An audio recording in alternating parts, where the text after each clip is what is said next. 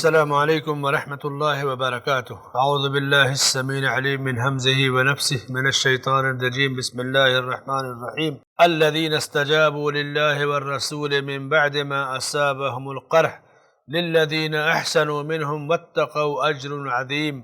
جن لوگوں نے اللہ اور رسول کے حکم کو قبول کیا اس کے بعد کہ انہیں پورے زخم لگ چکے تھے، ان میں سے جنہوں نے نیکی کی اور پرہیزگاری برتی ان کے لیے بہت زیادہ اجر ہے۔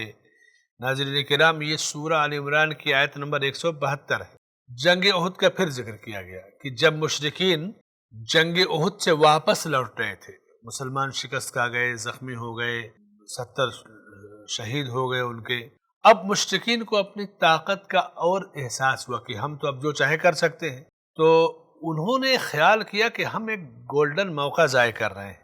مسلمان جب شکست کھا گئے، خوف میں ہیں، تو ہمیں اس سے فائدہ اٹھانا چاہیے، اور اپنے مشرکین کے لشکر سے کہا کہ ایسا ہے کہ اب اسی موقع سے فائدہ اٹھا کے اسی مناسبت سے چلیے مدینہ پر حملہ کر دیتے ہیں، اور اس کے بعد مدینہ ہی کو نیست و نابود کر دیں، اور اسلام کا یہ پودا ہمیشہ کے لیے جڑ سے ختم ہو جائے۔ اللہ کے رسول صلی اللہ علیہ وسلم جب مدینہ پہنچ گئے تو یہ اندیشہ آپ کو بھی تھا کہ کہیں مسلمانوں کی اس شکست کو، تھکاوٹ کو، زخم کو، کمی یا کمزوری محسوس کر کے وہ مدینہ پر پھر دوبارہ حملہ کرنے کے لیے نہ آئیں، تو آپ صلی اللہ علیہ وسلم نے صحابہ کو جمع کیا۔ دیکھیے، یہ ہے قیادت، جمع کیا اور لڑنے کے لیے آمادہ کیا کہ اگر وہ مدینہ پر حملہ آور ہوں گے تو یہاں سے ہم ان کا جواب دیں گے، لڑیں گے۔ صحابہ میں 70 شہداء تھے، اب ان کے گھروں کو کتنی تکلیف پہنچی، کسی کا ہاتھ کٹا ہے، کسی کا پیر ہے، کسی کو زخم ہے، سب لوگ بے چین ہیں، تڑپ رہے ہیں، لیکن اس مصیبت میں بھی اللہ کے رسول صلی اللہ علیہ وسلم کا یہ حکم سن کر کے ماننے کے لیے تیار ہو گئے، اور کہا کہ ٹھیک ہے، ہم دفاع کریں گے، لڑیں گے۔ اور اس کے بعد جب مسلمانوں کا قافلہ مدینہ سے 8 میل کے فاصلے پر حمراء الاسد نامی جگہ پر پہنچا تو مشرکین ڈر گئے، خوف کھا گئے کہ یار ابھی تو ان کو ہم نے شکست دی اور یہ اتنے مضبوط لوگ پھر آ رہے ہیں، تیار ہو رہے ہیں۔ ان کا ارادہ مدینہ پر حملہ کرنے کا تھا، اور نبی کا ارادہ کیا کہ صحابہ کے ساتھ ان کو حملے سے روک دیا جائے، اور مدینہ سے باہر نکلنے کی تیاری ہو گئی۔ باہر نکلے، 8 میل چلے بھی گئے، اور اس کے بعد مشرکین کے اندر ایک خوف اور رعب پیدا ہو گیا، اور وہ پھر وہیں سے راستے ہی سے مکہ واپس چلے گئے۔ اب مدینہ جائیے تو مدینہ دیکھیں، احد کا مقام دیکھیں، مکے کا راستہ دیکھیں، تو پھر وہ مدینہ نہیں آئے، وہیں سے مکہ واپس نکل گئے۔ آج تو راستے ہائی وے ہیں، پہلے راستے شارٹ کٹ کے الگ راستے ہوتے تھے اونٹ گھوڑوں کے۔ مکہ واپس چلے گئے۔ اس کے بعد اللہ کے رسول صلی اللہ علیہ وسلم اپنے ساتھیوں کے ساتھ پھر مدینہ شہر کے اندر تشریف لے آئے، تو اللہ نے اس آیت میں مسلمانوں کے اسی جذبہ اطاعت اور رسول کی فرما برداری کی تعریف کیا ہے کہ الذین استجابوا للہ والرسول من بعد ما اصابهم القرح، انہیں پورے زخم لگ چکے تھے، جسم کٹا ہے، پھٹا ہے، تکلیفیں ہیں، لیکن اس کے باوجود جب اللہ کا حکم آیا، رسول کا فرمان آیا، تو انہوں نے قبول کیا اور تیار ہو گئے مقابلے کے لیے۔ للذین احسنوا منہم واتقوا اجر عظیم، ان میں سے جنہوں نے نیکی کی اور پرہیزگاری برتی ان کے لیے بہت زیادہ اجر ہے۔ اس آیت میں صحابہ کا ذکر خیر اور ان کی سراہنا کی گئی۔ اس آیت سے جو چند فوائد و مسائل ثابت ہوتے ہیں، پہلا مسئلہ صحابہ کی فضیلت، بدری صحابہ، احد کے صحابہ، کہ ان کے پاس کچھ بچا کھچا نہیں تھا۔ ان کے جو دوست ساتھی تھے 70 شہید ہو گئے، جو زخموں سے چور تھے، کرا رہے تھے، لیکن اس تکلیف کے موقع پر بھی جب نبی کا حکم ہوا تو وہ تیار ہو گئے لڑنے کے لیے، اور اہل مکہ کی ہمتیں پست ہو گئی اور راستے ہی سے لوٹ گئے، کیونکہ ان کا ارادہ مدینے کو ختم کرنے کا، مدینے والے کو ختم کرنے کا، اسلام کو ختم کرنے کا تھا۔ صحابہ کے جذبات جب نبی صلی اللہ علیہ وسلم نے بتایا، آپ کو بتائے گا کہ ابو سفیان ایسی تیاری کر رہے ہیں، آپ نے صحابہ کو تیار کیا تو صحابہ کے جوش جذبے کے اندر اور ابال آیا، اس جذبے کی اللہ نے قدر کی اور اس کا ذکر خیر کیا۔ دوسرا مسئلہ، رسول کا حکم اللہ کا حکم ہوتا ہے، الذین استجابوا للہ والرسول، رسول نے انہیں کہا لیکن رسول کو اللہ نے کہا، تو رسول کا حکم اللہ کا حکم وحی کے ذریعے ہوتا ہے۔ تیسرا مسئلہ، جو مصیبتیں آتی ہیں، پریشانیاں یا آزمائشیں، وہ مرد کی مردانگی کو بڑھاتی ہیں، عزم و ہمت والے جو لوگ ہوتے ہیں ان کی مردانگی بڑھاتی ہیں۔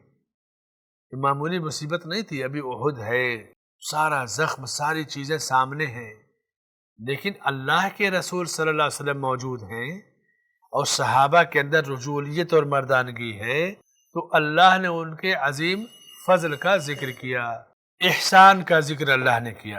صحابہ نے جو عمل کیا یہی احسان کی ایک کیفیت تھی، دلوں کا خلوص تھا کہ نبی کا حکم ہوا فوراً تیار ہو گئے۔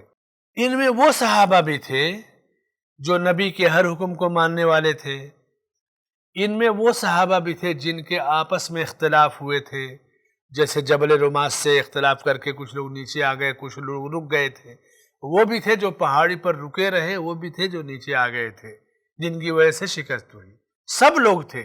نبی نے جب حکم دیا، اعلان کیا تو سب لوگ تیار ہو گئے خلوص دل سے، للذین احسنوا منہم واتقوا اجر عظیم، تو اللہ نے ان کے اس عمل کا ذکر خیر کیا، ان کے احسان کا، جو عبادت میں اعلیٰ درجے کے خلوص کی کیفیت ہے۔ پانچواں مسئلہ، احسان کی فضیلت، کہ بندہ جب اللہ کے ساتھ محسن ہوتا ہے، اور احسان کی تعریف آپ جانتے ہیں کہ اللہ کی عبادت اس طرح کرو وہ تم اللہ کو دیکھ رہے ہو، اگر تم اسے نہیں دیکھ رہے ہو تو وہ تمہیں ضرور دیکھ رہا ہے، یہ خلوص کا اعلیٰ درجہ ہے۔ تو ان اللہ مع الذین اتقوا والذین هم محسنون، اللہ متقیوں کے ساتھ ہے اور احسان کرنے والوں کے ساتھ ہے۔ چھٹا مسئلہ، آدمی جیسا کرتا ہے ویسا اس کو بدلہ ملتا ہے۔ احسان، ایمان، تقوی کے معیار پر مکمل تھے اور اللہ نے ان کا ذکر خیر کیا۔ ساتواں مسئلہ، ایمان والے کے لیے جیسے جیسے مصیبتیں زیادہ ہوتی ہیں، دائرہ زندگی تنگ ہوتا ہے، ویسے وہ اللہ کی طرف رجوع کرتا ہے، دوڑتا ہے۔ یہ تو ہماری بد نصیبی ہے کہ ہم ہندوستان جیسے ملک میں ہیں، آئے دن ہم پر دائرہ تنگ ہوتا ہے، نفسیاتی ٹارچر کیا جاتا ہے، ہمیں ستایا جاتا ہے، الگ الگ قوانین کے ذریعے، الگ الگ فرقہ پرستوں کی سازشوں کے ذریعے، کہیں گھروں کو گرانا، کہیں یہ کاغذ پتر دکھانا، کہیں یہ قانون بنانا، کہیں یہ، یعنی حجاب، نقاب، برقع، عبادت، اذان، قرآن، کتنے خطرناک انداز میں ہمیں ٹارچر کیا جاتا ہے، مگر ہم ان حالات میں بھی جس طرح اپنے رب سے رجوع ہونا چاہیے، رب سے جڑنا چاہیے، ہم نہیں جڑتے، ہم ان مصیبتوں سے سبق نہیں لیتے۔ ایسا کیوں ہے جانتے ہیں؟ اس لیے کہ ایمان کا گراف ہمارا بڑا کمزور ہے۔ اگر ایمان ہمارا بلند رہے گا نا تو ان مصیبتوں کے تناظر میں ہم اپنے رب سے اچھی طرح جڑ جائیں گے، ہماری فجر کی صفیں آباد ہوگی، مسجدیں آباد ہوں گی۔ مومن کی ایک نشانی بتائی گئی کہ اس کو آفات یا مصائب، آفتیں یا مصیبتیں، اس کا حوصلہ پست نہیں کرتی بلکہ اس کا حوصلہ بلند کرتی ہے، ایمان زیادہ ہوتا ہے۔ الذین قال لهم الناس ان الناس قد جمعوا لكم فاخشوهم فزادهم ایمانا وقالوا حسبنا اللہ ونعم الوکیل۔ اس لیے ان حالات میں یہ جو دقتیں، پریشانیاں، نفسیاتی ٹارچرنگ، مسلمانوں کا دائرہ تنگ کرنا، چاہے ملکی پیمانے پہ یا عالمی پیمانے پہ، ان سے مایوس نہ ہو کر کے اپنے رب سے اپنے تعلق کو مضبوط کرنا چاہیے، گناہوں سے توبہ کرنا چاہیے۔ اللہ کی طاقت سے بڑی کوئی طاقت نہیں ہے۔ وہ طاقت کیوں ہم سے روٹھی ہے؟ اس لیے کہ ہم اس کے راستے سے ہٹتے جا رہے ہیں۔ معمولی سی لغزش پہ احد میں جیتی ہوئی جنگ شکست میں بدل گئی۔ پوری تفصیل آل عمران کی ان آیتوں میں وہی باتیں بار بار کہی جا رہی ہیں۔ اب ان حالات میں ہم اپنے گناہوں کو دیکھ کر، یاد کر کے، رب سے ہماری کتنی دوری ہے اس کا ہم اندازہ کر لیں۔ نام تو لیتے ہیں اللہ تعالیٰ کا، لیکن عمل کے لحاظ سے، اتباع اور پیروی کے لحاظ سے ہم کتنے دور ہو گئے نبی کے راستے سے، رب کے راستے سے۔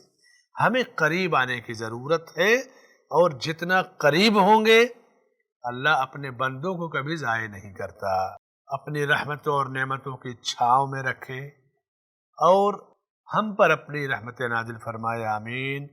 وصلی اللہ علی نبینا محمد وعلی آلہ وصحبہ اجمعین۔ ناظرین کرام، اس کے بعد سورہ آل عمران کی آیت نمبر 174 کے ساتھ حاضری ہوگی۔ جب تک کے لیے ہمیں اجازت دیجیے، والسلام علیکم ورحمۃ اللہ وبرکاتہ۔